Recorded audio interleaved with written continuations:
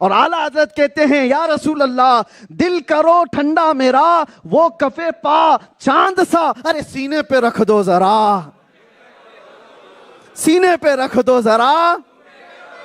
تمنا یہی ہے سنی کی کہ یہ وہ قدم ہے جو رب تعالیٰ کے حضور جا کر کے آئے، اگر وہ تلوار سینے پر پڑ جائے تو پھر کیا کہنا، عشق کا امام بن جاتا ہے۔ سنیے جو بات میں کہہ رہا تھا وہ یہ ہے کہ لوگ سوالات کی بوچھار کر رہے تھے، بیت المقدس کیسا تھا بتائیے، میرے آقا نے بتا دیا۔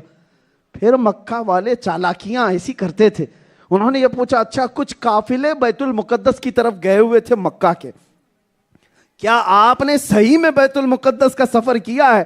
تو بتائیے کوئی قافلے آپ کو دکھے بھی، کوئی قافلے آپ کو دکھے بھی؟ حضور نے فوراً کہا ہاں 3 قافلے میں نے دیکھے ہیں، 3 قافلے ہی گئے تھے۔ حضور فرماتے ہیں تو ان مکہ والوں نے کہا اچھا بتائیے کون سا قافلہ تھا؟ حضور فرماتے ہیں پہلا قافلہ مقام روحا پر مجھے نظر آیا اور ان کا ایک اونٹ گم ہو گیا تھا، وہ لوگ اپنا اونٹ ڈھونڈنے کے لیے وہاں پر رکے ہوئے تھے، مجھے پیاس لگی تھی اور ان کے کوہان میں پانی تھا، میں نے پانی بھی پیا اور اس کے بعد میں نے ایک شخص کو سلام بھی کیا، تو قافلے والوں نے بڑھ کر کے کہا کہ یہ تو محمد کی آواز ہے۔ مکہ کا قافلہ تھا، حضور نے کہا قافلے والوں میں سے ایک نے کہا یہ تو محمد کی آواز ہے، آنے کے بعد ہو سکے تو پوچھ لینا۔ دوسرا قافلہ مقام ذی فجا میں دیکھا، 2 بھائی 2 قریبی دوست ایک ہی اونٹ پر سوار ہیں، اور جب میری سواری ان کے قریب سے گزری تو ان کا اونٹ بدک گیا نوری مخلوق کو دیکھ کر، تو وہ دونوں نیچے گر گئے، اس میں سے ایک کا ہاتھ بھی ٹوٹا، اور واپس آنے کے بعد ہو سکے تو یہ بھی نشانی پوچھ لینا۔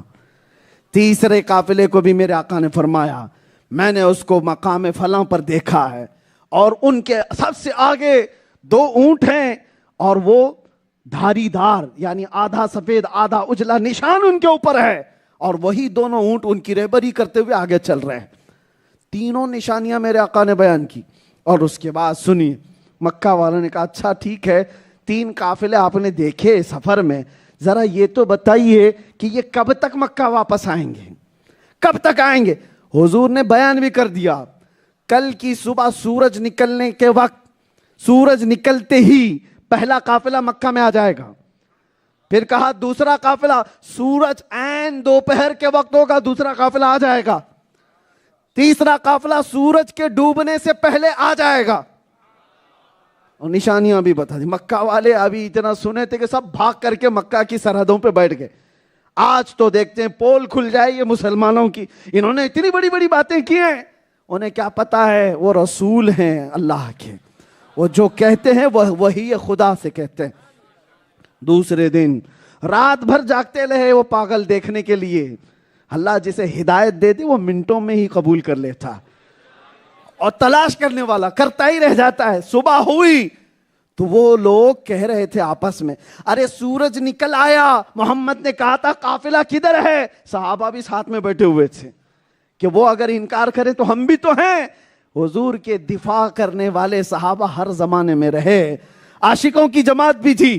یہ دشمن جیسے ہی کہہ رہے سورج کی پاؤں پھوٹ رہی ہے، سورج کی روشنی آ رہی ہے، کہاں ہے قافلہ؟ ادھر سے صحابہ نے پکار کر کہا وہ دیکھو مکہ کی سرحد میں پہلا قافلہ آ رہا ہے۔ کافروں کا جملہ کمپلیٹ بھی نہیں تھا کہ پہلا قافلہ مکہ میں داخل ہو گیا، اور انہوں نے دیکھا یہ کیا بات ہے، بڑے تعجب کی بات ہے۔ جیسے ہی وہ قافلہ قریب آیا تو کافروں نے کہا ان سے پوچھتے ہیں محمد نے جو کچھ بیان کیا، تو ایک کافر نے کہا رے کیا پاگل ہے، جب ان کے بتائے ہوئے وقت پہ قافلہ آیا ہے تو باقی کی باتیں بھی سچی ہو سکتی، آپ کیا پوچھیں؟ پھر بھی پوچھنے والوں نے پوچھا کیا تم مقام روحا میں رکے تھے؟ کیا تم نے وہاں پر پانی ختم ہونے کے بعد انتظار کیا تھا؟ کیا تمہارا اونٹ گم ہو گیا تھا؟ اتنا کہتے ہی وہ قافلے والوں نے کہا تمہیں کیسے پتا یہ سب؟ تمہیں کیسے پتا یہ سب؟ ہمارے سفر میں ہوا ہے، تمہیں کسی نے بتایا؟ تو ان کفار و مکہ نے کہا محمد نے ہمیں یہ بتایا۔ وہ قافلے والوں نے کہا پہلے ہم محمد پر ایمان لاتے ہیں۔ ارے یہ تو نشانیاں دیکھنے کے لیے گئے تھے، ادھر لوگ ایمان لے آ رہے ہیں۔ انہوں نے کہا ہاں یقیناً ان کی آواز بھی ہم نے اس رات سنی تھی، انہوں نے سلام بھی کیا تھا۔ وہ اگر کہہ رہے ہیں تو بالکل سچ کہہ رہے ہیں۔ دوسرا قافلہ حضور کے بتائے ہوئے طریقے پر عین دوپہر کے وقت داخل ہوا، وہ بھی مکہ میں آ گیا۔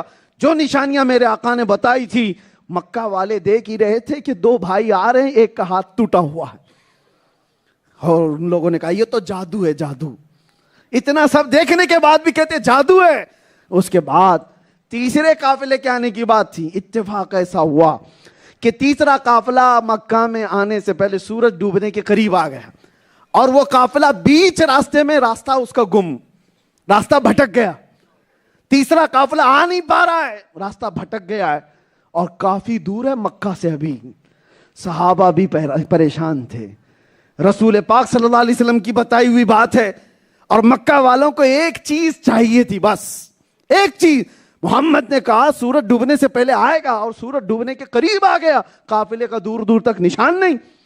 صحابہ پریشان ہو کر حضور کے پاس آئے، کہا یا رسول اللہ آپ دیکھ کر کے بتائیں کہ قافلہ کہاں ہے۔ حضور نے فرمایا گھبراؤ مت، قافلہ دور ہے، قافلہ دور ہے۔ تو پھر آپ کی فرمائی ہوئی بات کیسے کمپلیٹ ہوگی؟ میرے آقا نے مسکرائے اور کہا رب کا حکم ہوا سورج اس وقت تک ڈوبنا نہیں جب تک قافلہ اندر آ نہ جائے۔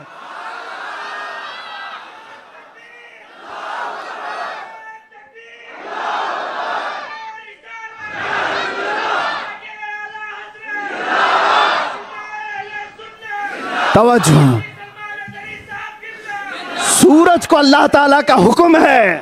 میرے آقا نے فرمایا سورج کو اللہ کا حکم ہے، اے سورج جہاں ہے وہیں ٹھہر جا، اس وقت تک ڈوبنا نہیں جب تک یہ تیسرا قافلہ مکہ میں آ نہ جائے۔ میرے آقا نے فرمایا گھبرانے کی ضرورت نہیں، سورج جہاں وہیں کھڑا رہے گا، نہیں ڈوبے گا۔ اور پتہ نہیں کتنا وقت گزر گیا، سورج ڈوبا ہی نہیں۔ کافی وقت کے بعد بھٹکا ہوا قافلہ جیسی ہی مکہ میں داخل ہوا، سورج ڈوب گیا۔ اعلیٰ حضرت پھر کہتے ہیں اشارے سے چاند چیر دیا، چھپے ہوئے خور کو پھیر دیا، ارے گئے ہوئے دن کو عصر کیا، یہ تاب و تواں تمہارے لیے یا رسول اللہ، زمین و زمان تمہارے لیے، مکین و مکان تمہارے لیے، چنین و چنا تمہارے لیے، اور بنے دو جہاں۔ ارے یا رسول اللہ دہن میں زبان بدن میں ہے، ہم آئے یہاں اور اٹھے بھی وہاں، اٹھے بھی وہاں، لبیک یا رسول اللہ۔ زندگی یہ نہیں کسی کی کسی کے لیے، زندگی ہے نبی کی نبی کے لیے، نہ سمجھ مرتے ہیں زندگی کے لیے، جینا مرنا ہے سب کچھ نبی کے لیے۔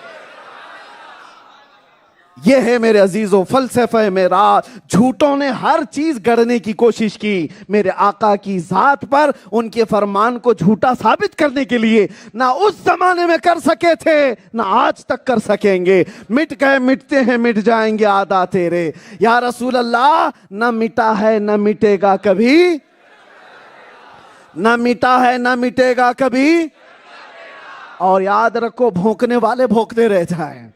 ہاں یہ ہمارے ہندوستان میں بھی فلسفہ معراج پر ایک بڑا واقعہ پیش آیا تھا۔ ایک گستاخ رسول عورت بیٹھ کر کے حضور پاک کے سواری پر براق پر سوالات اٹھا رہی، بہت بڑا مسئلہ ہو گیا تھا انٹرنیشنل طریقے سے۔ وہ کیا سمجھ سکیں میرے مصطفیٰ کی ذات کو اور معراج کو؟ لوگ اپنی عقلوں سے پرکھنے کی کوشش کرتے ہیں، تمہاری عقل جتنی ہے اتنا ہی سمجھ آ سکتا ہے، جہاں تک تمہاری رسائی وہاں تک۔ ابھی اگر میں آپ سے پوچھوں آسمان کے اوپر کیا ہے، آپ کہیں گے اس کے اوپر کا تو پتہ نہیں، تو تمہاری عقل وہیں تک ہے جتنا دکھ رہا ہے۔ اور نبی پاک کی ذات وہ ہے جس کو رب نے پورے کائنات کا مالک و مختار بنایا۔ تم کمپیر اپنی ذات سے نہیں کر سکتے، اپنی ذات سے کمپیریزن نہ کرو۔ اس لیے میرے مصطفیٰ کو سمجھنے کے لیے سب سے پہلے میں نے جملہ کیا کہا؟ ابو جہل کا چشمہ نہیں، ابو بکر کا چشمہ چاہیے۔ میرے آقا کے معجزے سمجھنے کے لیے ابو لہب کا چشمہ نہیں، حیدر کرار کا چشمہ چاہیے۔ ہاں دنیا کفار و مشرکین کے نظروں سے دیکھے گی تو نقص ڈھونڈے گی، عیب ڈھونڈے گی، اور عشق کی نگاہوں سے دیکھے تو ہر جلوہ کمال کا ہے۔ ہر جلوہ کمال کا ہے۔ میں صرف اور صرف سنیوں کو یہ بتانا چاہتا ہوں، میرے آقا کی محبت میں اتنے گم ہو جاؤ، ایسا گما دے ان کی ولا میں خدا ہمیں، ڈھونڈا کریں پر اپنی خبر کو خبر نہ ہو۔ اتنی بات آ جائے، حضرت ابوبکر شبلی سے کسی نے پوچھا سچی محبت کیا ہوتی ہے؟ آپ نے کہا دنیا تجھے پاگل کہنے لگ جائے، دنیا تجھے دیوانہ کہنے لگ جائے۔ آج ہم میں بھی وہی کہتے ہیں لوگ، اور ہمارا مجمع بھی پاگل ہوتا ہے، ہم بھی پاگل ہوتے ہیں، ہوتا ہے بہت ساری جگہوں پر۔ یہ اس لیے ہم پرواہ نہیں کرتے کون ہمیں کیا کہہ رہا ہے، ہمارا لمبا امامہ، ہمارا لمبا جبہ کون کیا کہہ رہا ہے، ہمیں اس سے کیا فرق، ہم جس کے لیے پہن رہے ہیں وہ دیکھ رہا ہے، بس کافی ہے۔ بھونکنے والوں کی طرف توجہ نہ ہو۔ میرے نبی پاک کے معراج کے سفر پر ہی نہیں، ہر نشانی پر لوگوں نے انگلیاں اٹھائی، ہر معجزے پر لوگوں نے انگلیاں اٹھائی، لیکن آج تک کوئی بھی اس کو ثابت نہ کر سکا۔ اور جارج برنارڈ شاہ ایک بہت بڑا مورخ ہے، تاریخ دان اور رائٹر ہے، انگلش میں اس کو بہت اچھا مقام دیا گیا ہے۔ جارج برنارڈ شاہ نے کہا میں نے دنیا کے بہت سارے ریولیوشن دیکھے، مارکس کا، لینن کا، اور بھی بہت سارے، ان کے ریولیوشن 100 سال سے زیادہ نہیں چلے، مٹ گئے، لیکن مدینے سے نکلا ہوا ایک ریولیوشن ایسا ہے، وہ محمد عربی کا ہے۔ زمانہ ان کا ختم ہو کر کے 14 صدیاں ہو گئے، لیکن اسلام تھمتا ہی نہیں ہے، اسلام رکتا ہی نہیں ہے۔ آج مارکس کی، لینن کی تعریف کرنے والے، بادشاہوں کی تعریف کرنے والے لوگ ہی نہیں ہیں، لیکن یہ کیسا سسٹم ہے پورے اسلام کا، ہر آنے والا محمد عربی کے قصیدے پڑھتا جاتا ہے۔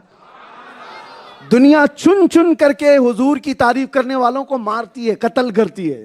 پھر آپ نے دیکھا انگریزوں کا بھی مشن یہی تھا، جو حب مصطفیٰ پر زیادہ بات کرے اس کو کالا پانی بھیج دو، انڈمان نکوبار یا پھانسی کی سزا، اور جو حضور کی تعریف میں بات نہ کرے تمہاری انگریزوں کی حکومت۔ ارے ذل الہی کہتے تھے کچھ مولانا لوگ، انگریزوں کو ذل الہی کہتے تھے، ان کو وظیفے دیے جاتے تھے، 500 پاؤنڈ برطانیہ سے آتے تھے، انگلینڈ سے، ایسے بہت سارے مولوی تھے، وہ خطرہ نہیں تھے، ان کو حکومتوں سے حصے دیے جاتے تھے۔ مولانا فضل حق خیر آبادی پوری زندگی ان کی جیل میں، کفایت علی کافی، ان کو مراد آباد کے چوراہے پر پھانسی پر لٹکایا گیا۔ یہ سارے عاشقوں کو ہر زمانے میں چن چن کے مارا جاتا ہے، قتل کیا جاتا ہے۔ جو نبی کے قصیدے زیادہ پڑھتا ہے اس کو مارا جائے گا۔ ہمیں پتا ہے ہمارا بھی انجام کیا ہوگا، لیکن خوف نہیں، ڈر نہیں، اس لیے کہ ہم نے تاریخ دیکھی ہے۔ مراد آباد کے کفایت علی کافی کو انگریزوں نے پھانسی پہ چڑھایا تھا، کیوں؟ یہ ہر بار نعت رسول سے لوگوں کو محو کر دیتا، یہ لوگوں کو پاگل دیوانہ بناتا ہے۔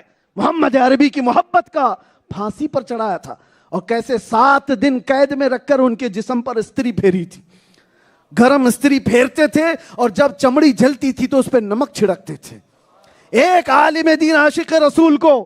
لیکن ان کی انتقال کے بعد جب پھانسی پر چڑھایا گیا، انگریز جشن مناتے رہے، خوشیاں مناتے رہے، ایک ایسے عالم کی زبان بند کر دی جو بار بار محمد عربی کی بات کرتا تھا اور لوگوں کو زندہ کرتا تھا، مٹا دیا ہم نے۔ ان جاہل الوؤں کو کیا پتا کہ رب کا دستور کیا ہے؟ مراد آباد میں تم نے پھانسی پہ چڑھایا، 100 کلومیٹر دور بریلی میں اللہ تعالی احمد رضا پیدا کر رہا، وہی زمانہ ہے۔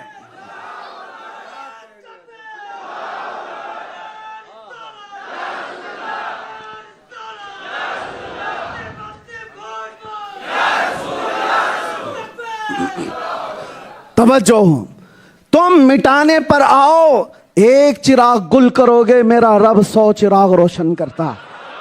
یہ اسلام کا سسٹم ہی یہ ہے۔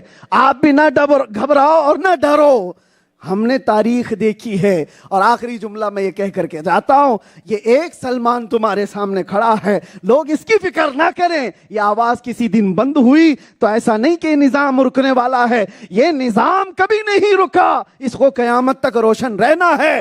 ایک مرے گا، رب تبارک و تعالی ہر گھر میں سلمان پیدا کرے گا، مجھ سے بہتر پیدا کرے گا، مجھ سے بڑے پیدا کرے گا۔